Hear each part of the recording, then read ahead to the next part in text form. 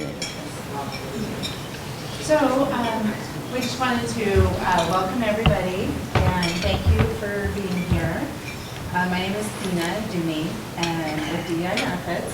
And just a little bit about who we are before I introduce Dave, our speaker. We're an employee benefits firm in Portland. We serve dozens of small and large employers throughout Oregon and Southwest Washington.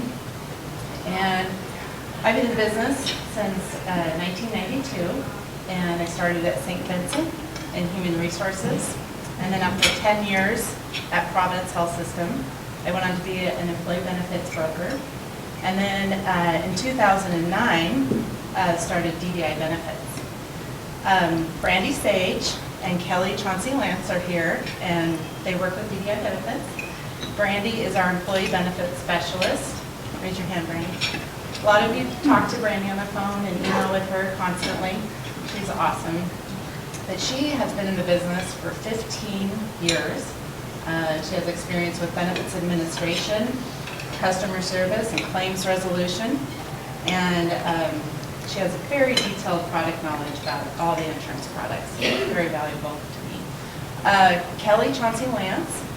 She has 22 years experience in accounting. She started in corporate accounting for a large life insurance agency.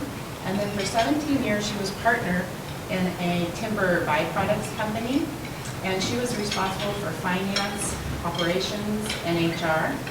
And then about a year and a half ago, Kelly and I joined forces to expand DDI Benefits administration services for benefits, HR, and payroll for small companies.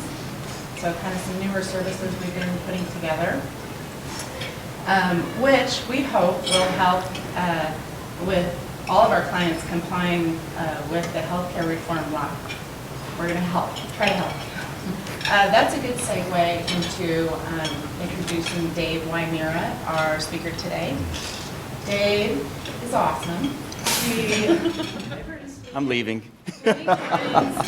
He's wonderful. He really cares about this industry.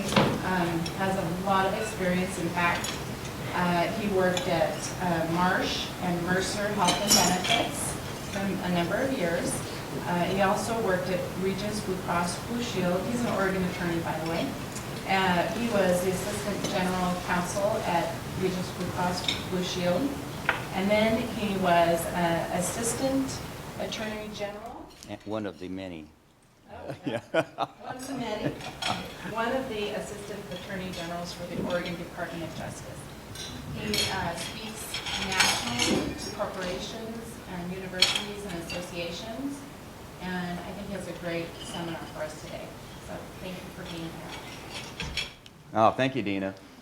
Let's see, a little bit of housekeeping before we get started. First of all, let's keep this really relaxed and all that. In fact, I wouldn't have worn a tie today if I didn't think that maybe it wasn't necessary. But let's just keep relaxed. If you have questions, just raise your hand and let's talk about the question right then and there. If you want to get up and fill your cup of coffee or get, just stretch your legs or whatever, some of this stuff is going to get pretty heavy. Feel free to do that. The restroom is down the hallway, and you turn right just right before you get to the stairs, and that's where the restrooms are. We want you to be comfortable and relaxed. Some of the things we're going to be talking about are going to be pretty heavy, a little bit complicated. Don't expect to walk out of here understanding everything, because I'll be honest with you, I read the regulations over and over and over and over again, and they still don't make any sense to me.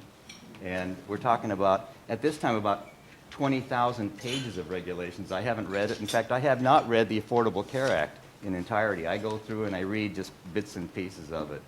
So what are you thinking about today? Is there anything that's on your mind today? Anything bothering you? How about the hard economic times that we're kind of going through now? Hopefully we're going to get a recovery, but has that been bothering you? It's really caused a lot of us to make adjustments. I only drive now when it's absolutely necessary, and since I'm not commuting downtown to work and all that, that's a pretty good deal for me. I know that we don't go to movies as often as we used to, and when we do, we try to hit it during the economy hour. We don't eat out as often as we used to. I mean, I think this is kind of the things that everybody's doing.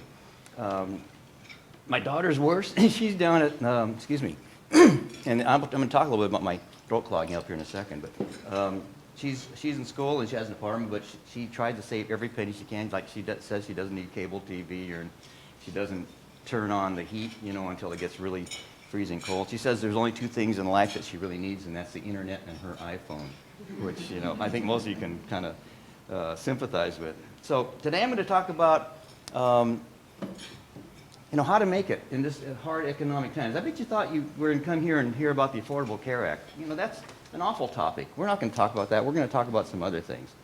Well, maybe I should kind of say that. Let's see. I think I get these a little bit out of.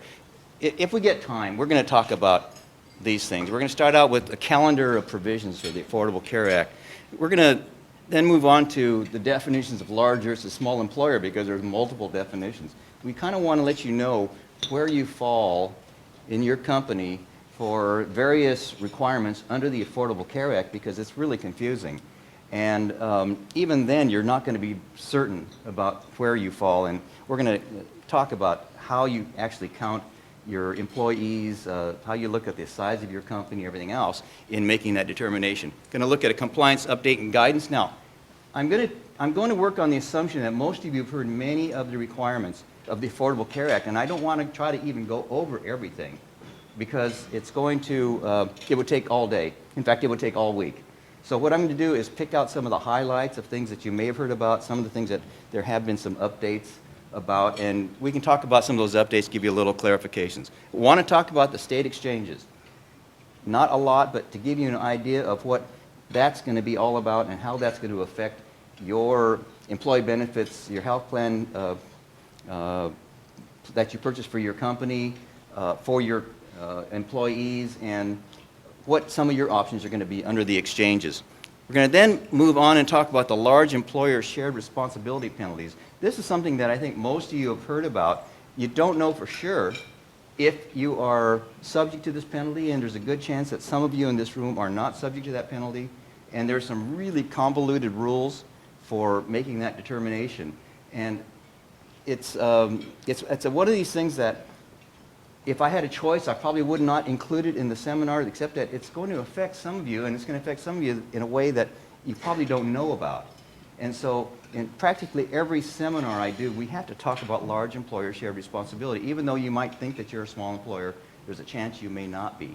And it may be something that's hanging over your head as 2014 starts to roll around. Then we're going to finish off with reporting and taxation. Okay, I'm going to back it up here. I had the slides a little bit out of order.